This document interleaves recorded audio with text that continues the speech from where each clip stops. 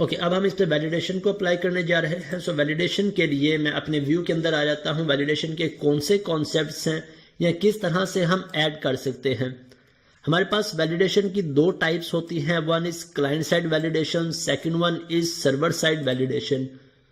हमने अपनी वेबसाइट पे दोनों वैलिडेशंस को अप्लाई करना होता है। इसका क्या बेनिफिट है या इसका पर्पस क्या होता है, हम उसे भी डिस्कस कर लेते हैं।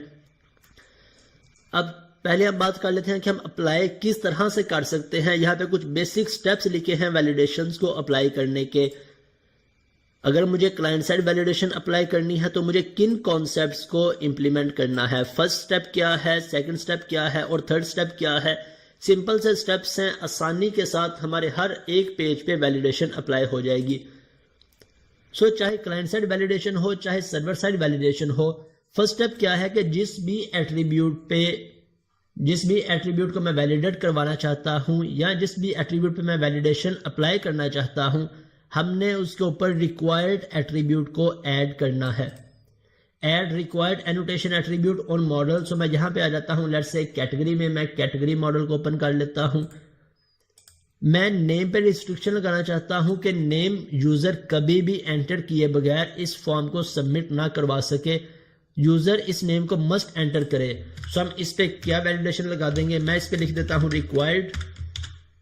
अब फर्स्ट स्टेप हमारा है कि हमने उस कॉलम को रिक्वायर्ड सेट करना है। अगर मैं डिस्क्रिप्शन को भी नॉट नल सेट करना चाहता हूँ या मैं चाहता हूँ कि यूजर डिस्क्रिप्शन एंटर किए बगैर फर्दर कंटिन्यू या मेरे पेज को सबमिट ना करवा सके, सो इस पे भी हम रिक्वायर्ड एट्रीब्यूट को यूज कर लेंगे। रिक्वायर्ड के बाद सेकंड स्टेप क्या है, ऐड एरर मैसेज इन व्यू, कि अब हमारा जो भी एरर आएगा वो हमने अपने व्यू पे डिस्प्ले भी करवाना है। सो मैं इसके व्यू को ओपन कर लेता हूं कैटेगरी, और कैटेगरी के अंदर जो सा हमने क्रिएट का व्यू क्रिएट किया था, इस व्यू को मैं ओपन कर लेता हूं और यहां से आके मैंने एनोटेशन एट्रीब्यूट किस कॉलम पे ऐड किया है, नेम पे। सो नेम पे आके मुझे यहाँ पे एरर मैसेज भी डिस्प्ले करवाना है। एरर मैसेज हम किसी भी तरह से अपने पास डिस्प्ले करवाना चाहें हम करवा सकते हैं। सो मैं यहाँ पे एरर मैसेज के लिए हमारे पास बिल्ट इन क्लास होती है ASP वैलिडेशन फॉर की।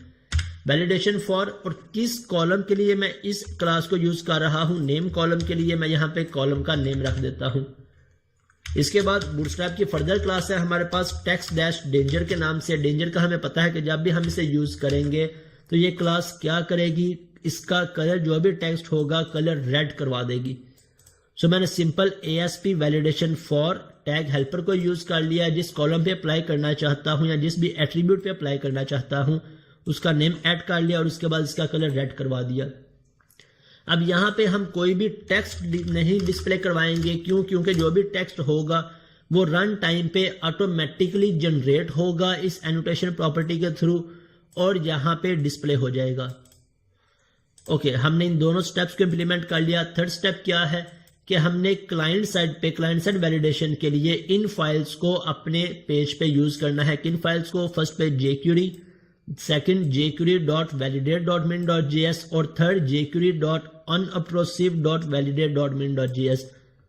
जिस भी पेज पे हमने क्लाइंट साइड वैलिडेशन अप्लाई करनी है हमने इन तीनों फाइल्स को उस पेज पे ऐड करना है।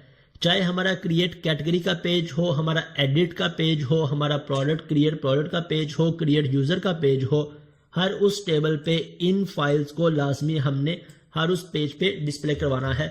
सो अभी तक हमने jQuery फाइल को डाउनलोड किया था, jQuery फाइल को अपने प्रोजेक्ट में ऐड किया था लास्ट क्लास में, लेकिन इन फाइल्स को ऐड नहीं किया था। सो यहाँ से जाके इन फाइल्स को मैं ऐड कर लेता हूँ। हमने कहाँ पे ऐड करना है, हम प्रीवियस क्लास में डिस्कस कर चुके हैं कि जितनी भी मेरी क्लाइंट साइड की लाइब्रेरीज होंगी, क्लाइंट साइड की फाइल्स होंगी, हम www रूट फोल्डर के अंदर ऐड किया करेंगे।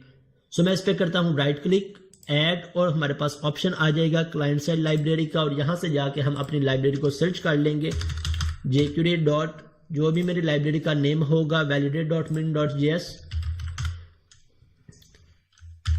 jQuery डॉट, जैसे मैं इस पे लिखना स्टार्ट करूंगा मेरे पास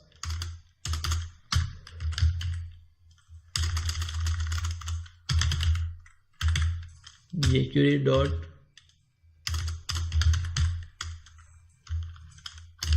मेरे पास इसका ऑप्शन क्यों नहीं आ रहा, jQuery वैलिडेट। और यहाँ से हमने इंक्लूड ऑल फाइल्स करना है या स्पेसिफिक फाइल्स, तो यहाँ से स्पेसिफिक फाइल्स और यहाँ से मेरे पास jQuery.min.validate की फाइल और इंस्टॉल पे क्लिक कर देते हैं तो मेरी ये फाइल इंस्टॉल हो जाएगी। इसके बाद नेक्स्ट फाइल कौन सी है, jQuery unobtrusive.validate। तो यहाँ से आके अगेन हम इसे भी इंस्टॉल कर लेते हैं। Add client side library jQuery validate unobtrusive, इस पे क्लिक किया। यहाँ से मेरे पास सारी फाइल्स नीचे डिस्प्ले हो जाएंगी। मुझे सारी फाइल डिस्प्ले नहीं करवानी, बाय डिफॉल्ट 2 ही फाइल्स हैं इसमें। सो ऑलरेडी ये फाइल सिलेक्ट है min.js की, सो इसे हम इंस्टॉल कर लेते हैं। ओके, इस फाइल को इंस्टॉल कर लिया। अब नेक्स्ट स्टेप क्या है, हमने इन तीनों फाइल्स को अपने इस पेज के अंदर ऐड करना है। कहाँ पे ऐड कर दे, मैं लास्ट पे जाके इन तीनों फाइल्स को ऐड कर देता हूँ। jQuery.min.js, इसके बाद jQuery.validate.min.js और इसके बाद थर्ड पे unobtrusive। जिस ऑर्डर के अंदर ये तीनों फाइल्स आ रही हैं मेरे पास, मैं इसी ऑर्डर के अंदर इन तीनों फाइल्स को ऐड कर दूंगा। अब एक दफ़ा अपने प्रोजेक्ट को रीबिल्ड कर लेते हैं, Ctrl+Shift+B प्रेस करके और फिर से रन करके देखते हैं कि क्या मेरे पास वैलिडेशन अप्लाई हुई है या नहीं। अगर वैलिडेशन अप्लाई है देन हम फर्दर सर्वर साइड वैलिडेशन पे मूव करते हैं। अगर वैलिडेशन नहीं अप्लाई देन हम इन कॉन्सेप्ट्स को रिवाइज करते हैं कि हमसे कहाँ पे गलती हो रही है। ओके, मैं करता हूँ कैटेगरी पे क्लिक और अब मैं आ जाता हूँ क्रिएट कैटेगरी में और मैंने क्रिएट पे क्लिक किया, मेरे पास नीचे वैलिडेशन आ गई। अब मुझे कैसे पता लगेगा कि मेरी ये वैलिडेशन क्लाइंट साइड वैलिडेशन है या सर्वर साइड वैलिडेशन। अगर इस बटन पे क्लिक करने के बाद मेरा पेज यहाँ से रिफ्रेश हो रहा है, इट मीन्स हमारे पास सर्वर साइड वैलिडेशन अप्लाई है। सर्वर साइड कौन सी कि जैसे मैं क्रिएट पे क्लिक करूंगा, मेरी रिक्वेस्ट पोस्ट होके मेरे सर्वर पे जाएगी या मैं कहूँ कि मेरे कंट्रोलर में आएगी और यहाँ से मेरे पास रिस्पॉन्स रिटर्न होगा। लेकिन अगर मेरे पास सर्वर पे कोई भी रिक्वेस्ट नहीं जा रही, मेरा पेज रिफ्रेश नहीं हो रहा, इट मीन्स मेरी क्लाइंट साइड वैलिडेशन अप्लाई है। मैं क्रिएट पे क्लिक कर रहा हूँ, मेरे पास मेरा पेज रीलोड नहीं हो रहा, मैं इस पे जो कुछ भी लिखूंगा साथ ही मेरी वैलिडेशन रिमूव हो जाएगी।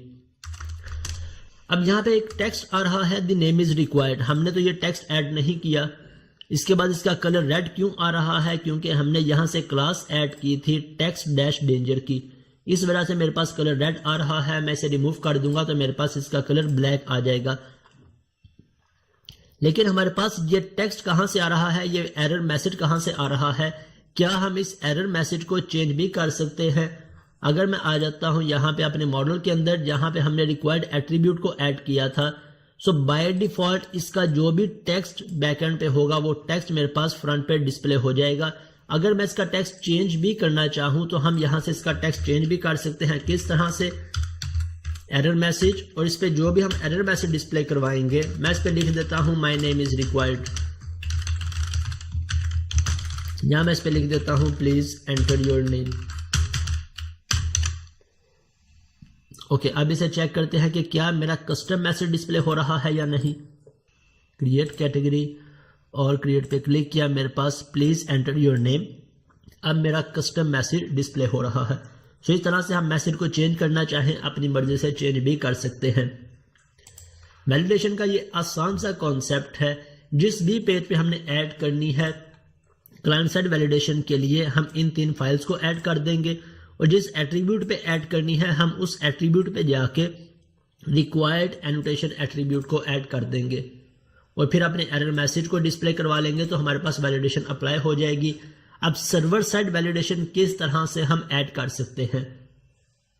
लेट्स से मैंने क्लाइंट साइड वैलिडेशन ऐड नहीं की, मैं सर्वर साइड वैलिडेशन ऐड करना चाहता हूं। सो सर्वर साइड के लिए भी अगेन फर्स्ट पे हमने रिक्वायर्ड एट्रीब्यूट को ऐड करना है और इसके बाद एरर मैसेज को शो करवाना है और फिर क्लाइंट साइड के इन स्टेप्स की बजाय, इन फाइल्स की बजाय हमने अपने कंट्रोलर में आके इस मॉडल को वैलिडेट करना है। किस तरह से, लेट्स से मैं यहां से आगे से रिमूव कर देता हूं या इन्हें कमेंट कर देता हूं और अब मेरे पास मेरा एट्रीब्यूट भी ऐड है और मेरे मॉडल के अंदर मेरा एरर मैसेज भी है। मैं चेक कर लेता हूं कि जब भी यूजर क्रिएट पे क्लिक करेगा मेरी रिक्वेस्ट सबमिट होके मेरे कंट्रोलर में जाएगी और इस कंट्रोलर के अंदर आके हम किस तरह से चेक करते हैं, हम इस पे इफ कंडीशन लगा लेते हैं, if model state dot is valid.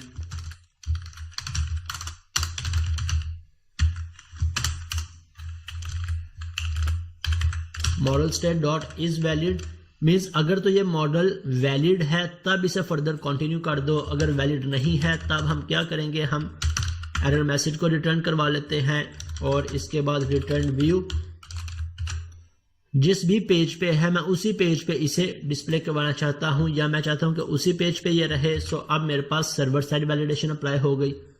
आसान सी लाइन ऑफ स्टेटमेंट है model state dot is valid.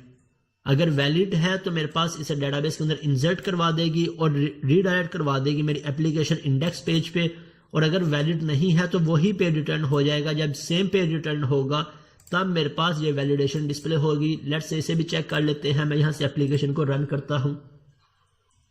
Okay create, और अब मैं क्रिएट पे क्लिक करूंगा तो मेरी यहाँ से रिक्वेस्ट जाएगी सर्वर पे और अब मेरा ये डाटा सर्वर से वैलिडेट होगा। मैंने क्रिएट पे क्लिक किया, मेरी रिक्वेस्ट गई और साथ ही सर्वर से रिस्पॉन्स आ गया, इसने वैलिडेशन डिस्प्ले करवा दी।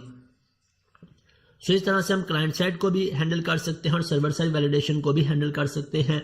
अब नेक्स्ट क्वेश्चन ये है कि हमें इन दोनों वैलिडेशंस को इंप्लीमेंट करने की जरूरत क्यों पड़ती है। इसका भी आसान सा सीधा सा जवाब ये है कि हमारे पास क्लाइंट साइड वैलिडेशन के अंदर अगर मैं यहाँ पे इंस्पेक्ट ओपन करता हूं तो जितनी भी यूजर ने क्लाइंट साइड लाइब्रेरीज ऐड की होंगी मुझे वो सभी लाइब्रेरीज डिस्प्ले हो जाती हैं। अब क्लाइंट साइड लाइब्रेरीज के लिए हम किन लाइब्रेरीज को यूज करते हैं, हम यूज कर रहे हैं इन जावास्क्रिप्ट की लाइब्रेरीज को। सो यूजर अगर इंस्पेक्ट ओपन करके इन वैलिडेशंस को, इन फाइल्स को रिमूव कर देता है तो मेरी ये वैलिडेशन अप्लाई नहीं होगी, या इन फाइल्स की जोन सी भी फंक्शनैलिटी परफॉर्म हो रही होगी वो फंक्शनैलिटी परफॉर्म नहीं होगी।